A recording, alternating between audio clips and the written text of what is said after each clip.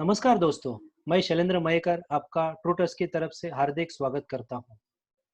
दोस्तों, आजकल इस कोरोना पेंडेमिक की वजह से सभी लोग हेल्थ इंश्योरेंस के बारे में जागरूक हो गए हैं। लेकिन सबके मन में एक ही सवाल आ रहा है कि क्या मेरे हेल्थ इंश्योरेंस में कोविड-19 का क्लेम कवर है या नहीं? तो आपके सवाल का जवाब है यस। लेकिन दोस्तों, आपको ये जानना बहुत ज़रूरी है कि आपके पॉलिसी को 30 दिन पूरे हो गए हो। यदि आपकी पॉलिसी सालों से चली आ रही है, तो आपको कोई चिंता करने की ज़रूरत नहीं है। आईआरडीए, जो इंश्योरेंस रेगुलेटरी बोर्ड है इंडिया का, उनके सर्कुलर के अनुसार सभी वायरल इन्फेक्शन मेडिक्लेम में कवर होते हैं और कोविड-19 एक वायरल इन्फेक्शन है। मेरा अगला सवाल है कि ये वीडियो से किसको लाभ हो सकता है? तो पहला कैटेगरी है कि जिनके पास ऑलरेडी मेडिक्लेम है। दूसरा कैटेगरी है जिन्होंने अभी तक मेडिक्लेम नहीं लिया है। और तीसरा कैटेगरी है कि जिनके पास कंपनी की तरफ से ग्रुप इंश्योरेंस पॉलिसी है। चलो देखते हैं कि पहला कैटेगरी क्या कहता है, उसके बारे में क्या जानना ज़रूरी है। तो पहला कैटेगरी जिनके पास ऑलरेडी मेडिक्लेम है, उनको ये जानना बहुत ज़रूरी है कि उनके पास कितना कवर है और आज की तारीख में वो सफिशिएंट है या नहीं। दूसरा पॉइंट है, क्या उनका पॉलिसी इंडिविजुअल है या फ्लोटर है। और तीसरा सबसे बेहतर पॉइंट है कि उनके पॉलिसी में क्या-क्या फीचर्स है। ये उनके लिए जानना बहुत ज़रूरी है। दूसरे कैटेगरी की ओर आते हैं कि जिनके पास अभी भी मेडिकल पॉलिसी नहीं है। दोस्तों, जब भी बारिश आती है, तभी बहुत सारे जन छाता लेने के लिए जाते हैं। तभी शायद उनको छाता मिल भी जाता है।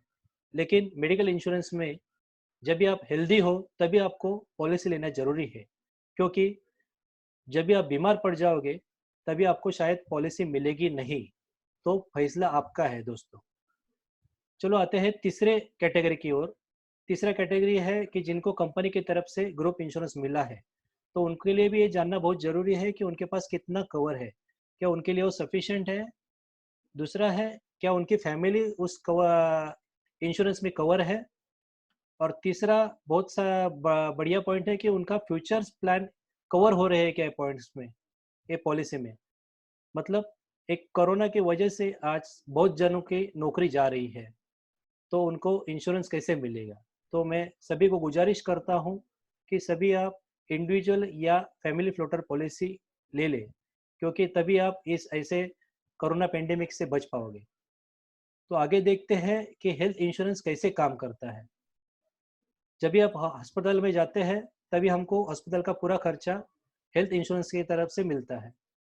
लेकिन हम अस्पताल में क्यों जाते हैं? जब भी हमारा एक्सीडेंट हो गया हो या तो हम बीमार हो गए हो, तभी हम अस्पताल में एडमिट होते हैं। लेकिन हॉस्पिटल में एडमिट होने से पहले भी बहुत सारे खर्चे होते हैं। उसको कहा जाता है प्री हॉस्पिटलाइजेशन। वो 30 से 60 दिनों का हो सकता है। उसके बाद में आता है ड्यूरिंग हॉस्पिटलाइजेशन का खर्चा। मतलब हॉस्पिटल के वक्त क्या क्या खर्चा होता है? Room rent, medicine, reports, operations या डॉक्टर का खर्चा। और जब हम घर पे जाते हैं हॉस्पिटल के बाद में, तभी भी बहुत सारे खर्चे होते हैं। उसको कहा जाता है पोस्ट हॉस्पिटलाइजेशन। ये 180 दिन तक हो सकता है।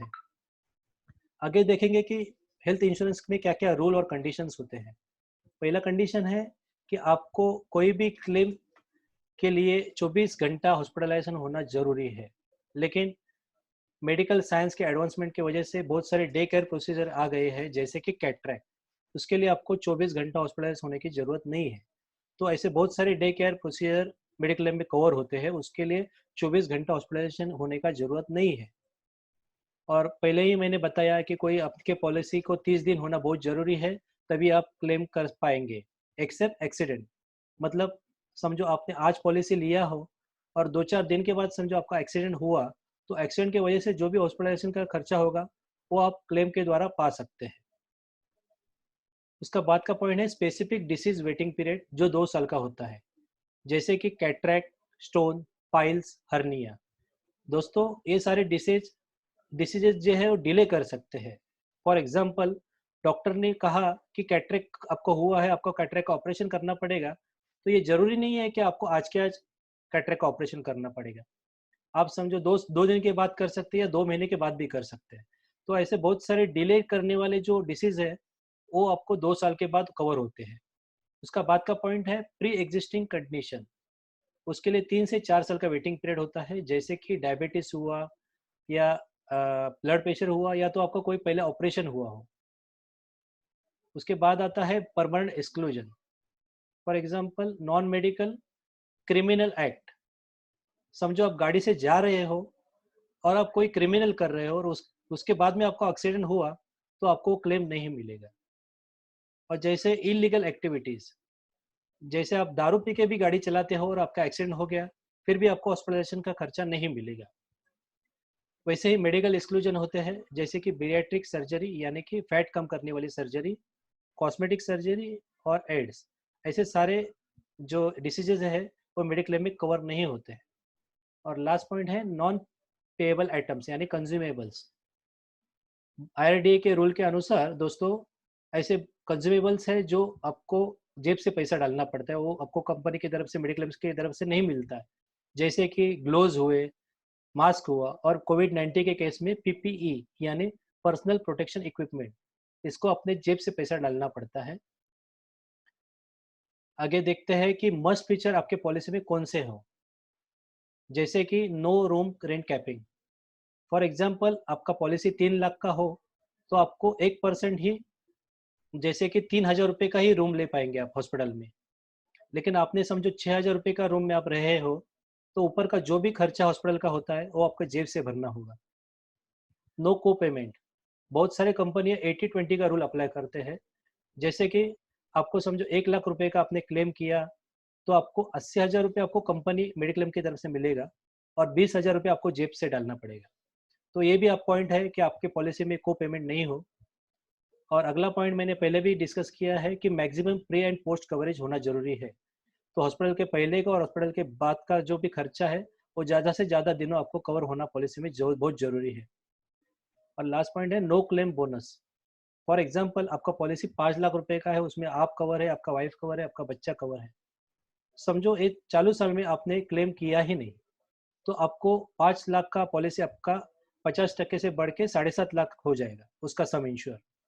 समझो अगले साल भी आपने क्लेम नहीं किया तो 7.5 से बढ़ के 10 लाख हो जाएगा। तो 2 साल में 5 लाख का आपका सम इंश्योर 10 लाख हो जाएगा, लेकिन आपको प्रीमियम भरना है 5 लाख के ही है। तो ये बहुत किफ़ायती फीचर्स है दोस्तों। आगे देखते हैं कि be alert for below points, जैसे कि डिस्क्लोज कंप्लीट मेडिकल हिस्ट्री।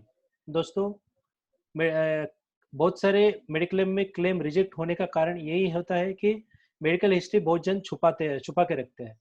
तो मैं आपको गुजारिश करूंगा, जब भी आप पॉलिसी लेते हो तभी आपका पूरा मेडिकल हिस्ट्री, आपका पहले ऑपरेशन कोई भी हुआ हो तो आप जरूर बताएं, क्योंकि बाद में आप मालूम पड़ेगा तो आपको कोई भी क्लेम नहीं मिलेगा।